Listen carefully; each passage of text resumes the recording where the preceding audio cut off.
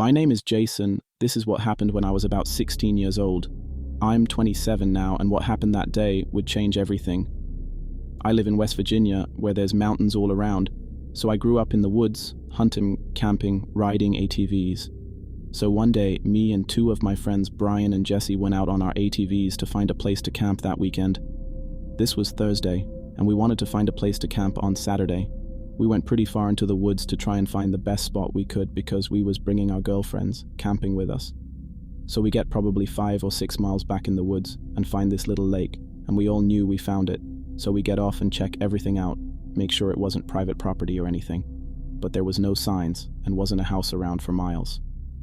"This is it," Jesse said, and we all agreed. It was perfect. So we all get back on our four-wheelers and head back knowing that Saturday was going to be a night to remember. But what we didn't know was it would be the worst night of our lives. So we get back the next day, we get all our gear loaded up, fishing poles, tents, sleeping bags. We made sure we had everything we needed to make it a fun night, including 3 bottles of Mad Dog and a 30-pack of Bud Light in a cooler. We was ready. We all meet up at about 11 o'clock Saturday morning and head out to our perfect camping spot. When we got there, it was great. We put the tents up, got firewood, set everything up. The girls loved it too, except Brian's girlfriend. We'll call her Kat. She said she felt uneasy, but we just figured it was because she'd never been camping before. So we started fishing and swimming and drinking, just doing everything teenagers do. But Kat just keeps looking around and wouldn't join us at all, just sitting by the lake. Finally, it started to get dark, so we started a fire and made some hot dogs and just sit around it talking, telling scary stories. Everything you do when you camp. It's about 11:30 when Jesse's girl, Sam, says she's going to go pee, and Kat goes with her. They're gone maybe 4 minutes when they come running back, saying Kat saw something behind a tree watching them. I grabbed my 9mm Smith that I brought, and me and Jesse went to check it out. We don't find anything, so we think the scary campfire stories just freaked them out. We get back and tell them we didn't find anything, but Kat said she knows what she saw and wants to leave. We get her to chill out, and me having a gun kinda put her mind at ease. After about 30-45 minutes, we all was ready to lay down and spend alone time with our significant others, and no one is even thinking about what Kat saw anymore. I wish we would have left because about an hour goes by. My girl, Lindsay, is asleep, but I'm just laying there listening to the sounds of the woods when I start to hear footsteps. At first, I think it's one of the others, but then I could tell whoever was walking was trying to do it quietly.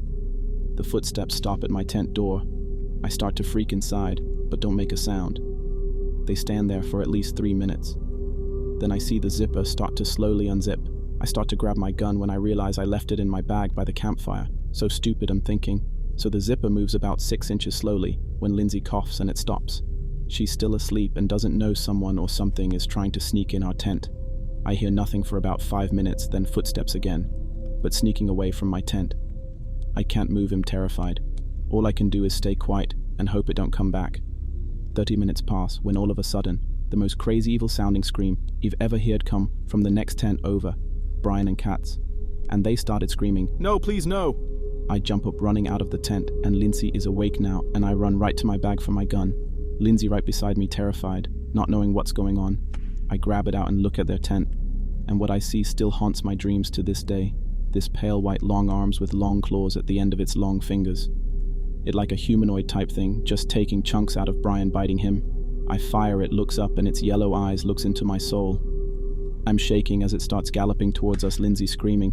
I fire again, it takes off into the woods, screaming that god-awful scream. We run up to their tent and Jesse and Sam seen it all happening too, so we all run to Brian and Kat, but it was too late. They were both tore up. You couldn't even tell who was who. The girls were crying.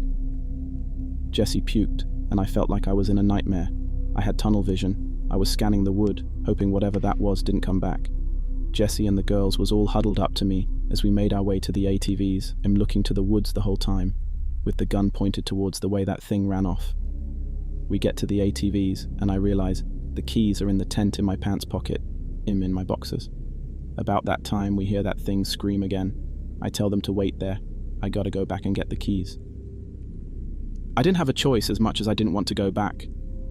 I run as fast as I can to the tent, grab the keys, and turn to run back, and there it comes out of the woods running right at me. I raise the gun and start firing. I hit it because it yelped and screamed and turned and ran back to the woods again. I ran back to the ATVs and we rode out of there so fast I'm surprised we didn't wreck and kill ourselves. We went right to the cops and told them everything that happened. They went up to where we were, came back after what seemed like forever, and took us back there with them. By this time, it was light out. We get back there and everything was destroyed. The tents are ripped up. Stuff is thrown everywhere. They take me up to Brian's tent and there's blood everywhere but no bodies. The cop says, "Where are they?" I said, "I don't know, they was here when we left, that thing must have took them." Then they start saying it looks like a bear did this and trying to say we was drunk and must have been mistaken about what we seen. I know what I seen, and whatever that was, it wasn't even close to looking like a bear. It's over 10 years later, and Brian and Kat's bodies have never been found. It was wrote up as a black bear attack. I never talked about it to anyone. Jesse and Sam got married, moved to Florida, Lindsay moved too, but we broke up not long after that happened, so I don't even know where. What still gets me is whatever that was at our tent first, but Lindsay's coughed, and it went to Brian and Kat's tent. I don't know why, but I know a cough saved my life. It all started on one cold October day. I was walking around. Even though I was wearing my parka, I felt a tiny bit cold. My dad was pulling some stuff from his truck. We hiked about 3 miles with my 2 brothers. Joseph, who was my older brother, and Miles, my younger, were with us. Joseph is about 17 and he's a senior in high school. Miles is about 12 and is still an annoying brat. We decided to camp out today because the house was being cleaned due to a funky smell coming from the bathroom. Dad said it would be done in about 3 days, so we decided to take that time to get out of school and camp out. Our dad, about 42 years old, is pretty cool. For a single father, he is pretty laid back. He doesn't care what we do as long as we get good grades and stay in school. He was different today, however, kind of like the time Mom walked out on us. He barely spoke and spent a lot of time in his room. He would make frequent trips to the bathroom with buckets of what I thought was puke. Today, though, Joseph noticed too, but shrugged it off as just a mood swing of sorts. As we set up camp that night, we noticed we had no signal. We tried to tell Dad, but he said we would be fine, as he kept his shotgun with him. It was about 3 a.m, a clicking noise come from his tent. We didn't know what it was, so we ignored it. Later on, our little brother couldn't quite fall asleep, so we decided that 3 of us should go walking. We weren't scared of the woods or darkness, so we went deep into the trees until we reached the river. Stones to throw, fish to catch. It was perfect. We decided to go there. That's when we heard the gunshots. We stood there, wondering what could have happened. We ran back to the tents, quietly scanning the area. Our dad sat back against his chair as he sobbed. We were just about to walk over to him when we noticed the blood coming from the tents. Wait, not blood. Kool-Aid. We watched as he cried. Within minutes, the entire fucking area was surrounded by the police. Someone else must have heard them. We looked in disbelief as they handcuffed him. We ran to him, and as he saw us, he cried harder. As they took him away, they searched the tents. As we looked as well, we saw 2 giant shotgun holes in the sides. Those were our tents. He tried to kill us. The police eventually took us into custody and explained the entire thing. When my little brother was 2, I was 5, and my older brother 7, my mom tried getting custody of us. No one knows why, but she tried to get the fuck away from there. But what hit us the most was the fact that she didn't leave. She was there the entire time. She didn't leave us like Dad said. She was underneath the bathroom. It hit me. The dread in my father's eyes, the buckets of puke, the frequent visits to the bathroom. He killed her. He killed her and stuffed her in the bathroom for a whole fucking decade. The thought still haunts me.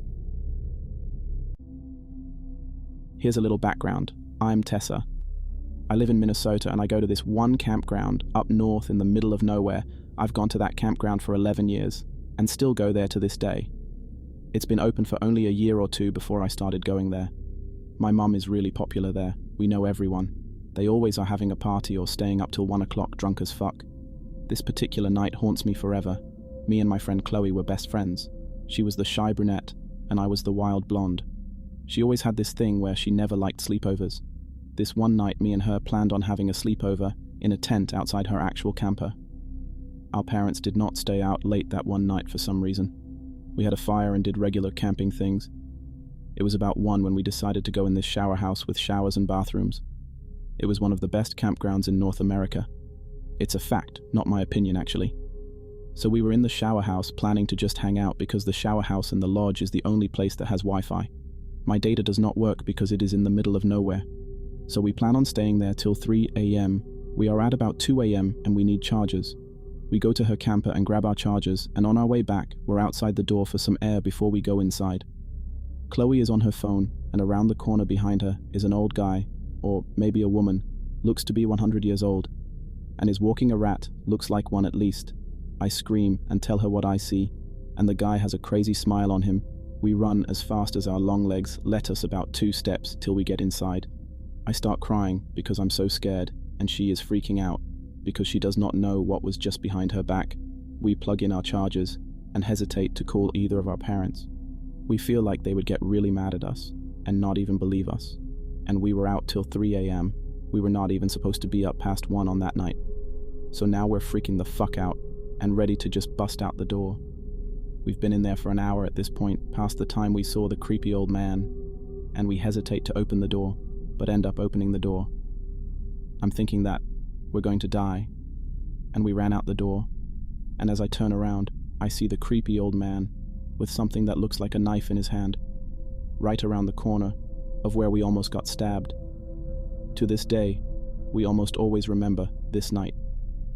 Also, we told our parents, and they believed us and was mad at us for not calling them.